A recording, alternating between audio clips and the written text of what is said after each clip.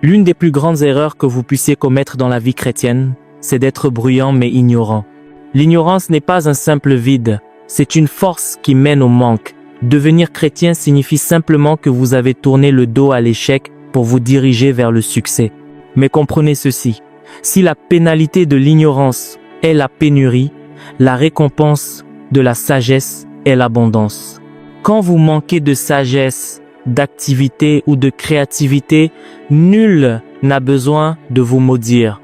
Les sorciers n'ont pas besoin de vous jeter un sort. Vous êtes déjà piégé. Seule la vérité peut vous rendre libre. Regardez ce jeune homme, c'est un instrumentiste, le fils de notre évêque à Wari.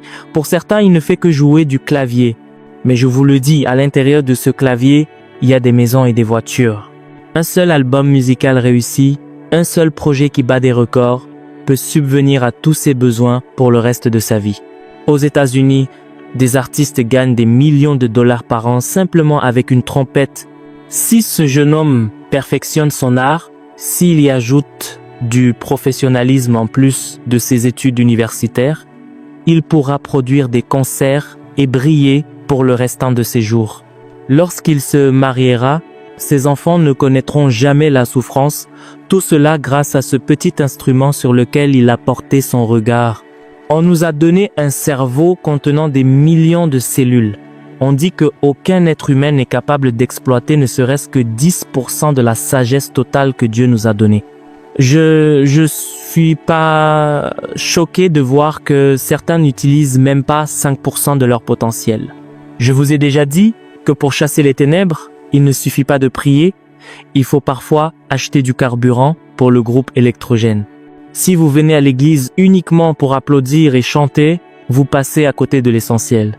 Cela fait 2 ans que je dis à cet instrumentiste, le don que tu as est suffisant pour te porter toute ta vie. Prends une chorale, enregistre tes morceaux. Dans ce pays, si vous vendez 100 000 ou 200 000 exemplaires de votre œuvre, ce ne sera même pas assez pour satisfaire la demande. L'argent est tout autour de vous, mais vous restez prisonnier de la stagnation et de la paresse intellectuelle pendant que vous priez. Dieu attend que votre cerveau se réveille. Tant que votre intelligence ne l'emporte pas sur votre passivité, vous continuerez à lutter. Je ne suis pas jaloux de votre vie, mais je suis là pour vous pousser.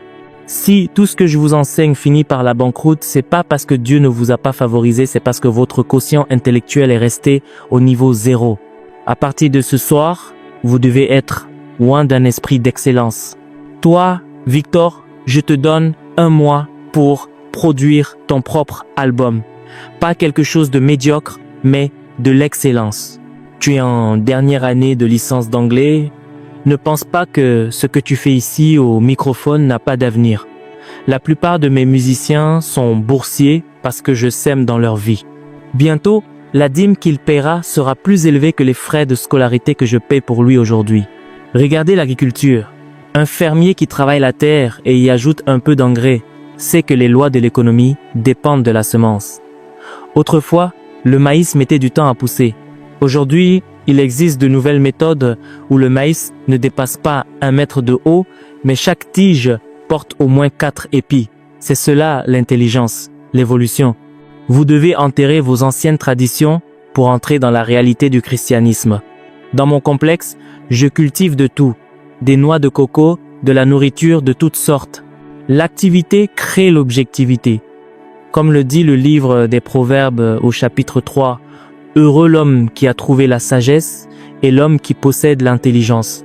La sagesse est plus profitable que l'argent et l'or fin. Elle vous procure une satisfaction que les fleurs ou le luxe ne peuvent égaler. J'ai vu des hommes riches aux États-Unis perdre pied malgré leurs millions parce qu'ils n'avaient pas cette paix. Regardez les versets 13 et 14. La sagesse rend heureux. Le vrai bonheur, c'est quand votre vie est saine, efficace et couronnée de succès sans controverse. La sagesse est plus précieuse que les rubis. Tout ce que vous pouvez désirer ne peut se comparer à elle. Dans sa main droite est la longue vie et dans sa gauche la richesse et la gloire. Ces voies sont des voies agréables. Ne soyez pas aveugles. Ne laissez pas votre potentiel mourir par passivité. Choisissez votre voie. Celui qui a beaucoup recevra encore, mais celui qui ne fait rien perdra même le peu qu'il a. Appropriez-vous cette sagesse dès maintenant. Je vous le dis en toute vérité, l'ignorance est une faillite, mais la sagesse est une monnaie qui ne dévalue jamais. Regardez autour de vous. Sur le continent africain, 73% des ministres de l'Évangile qui réussissent aujourd'hui sont, d'une manière ou d'une autre, des produits de mon enseignement ou des disciples de mes produits. C'est pas de l'arrogance, c'est le résultat d'un positionnement sur les voies de la sagesse. La vie peut vous frapper. On peut me gifler sur la joue gauche ou déchirer mes vêtements, cela ne changera rien à qui je suis. J'ai vu des gens apporter les pires crises dans ma vie, des fissures énormes, mais j'ai appris que c'est par ces fissures que la lumière entre. La sagesse transforme vos cicatrices en armes de guerre. Il y a quelques années, une clinique faisait face à un blocage financier de 6 millions. Les problèmes s'accumulaient. Mais lorsqu'on applique l'intelligence spirituelle et la rigueur, les montagnes se déplacent. J'ai vu des situations où, en appliquant simplement une stratégie de gestion de 52%, la provision est apparue là où il n'y avait que du vide. C'est cela, la mathématique de la sagesse. Elle multiplie le peu que vous avez. Ne cherchez pas seulement un miracle immédiat pour maintenant, cherchez un plan pour votre avenir. La sagesse vous donne une agilité que l'émotion ne possède pas. Une femme qui fait une crise de nerfs perd son énergie, mais une femme qui utilise son intelligence pour bâtir son foyer gagne en autorité. Regardez ce médecin consultant qui se tient devant vous. L'année dernière, à la même époque, où était-il? Il était dans la rue. Mais par une parole de sagesse et une direction divine, il a été élevé. J'ai vu Dieu prendre une situation où il n'y avait rien et, en 9 semaines, transformer une simple table en une maison entièrement équipée. Lumière, eau, tout est fourni, sans aucune dette. Vivre libre de toute charge financière est possible quand on suit les instructions de Dieu. La sagesse vous donne la faveur.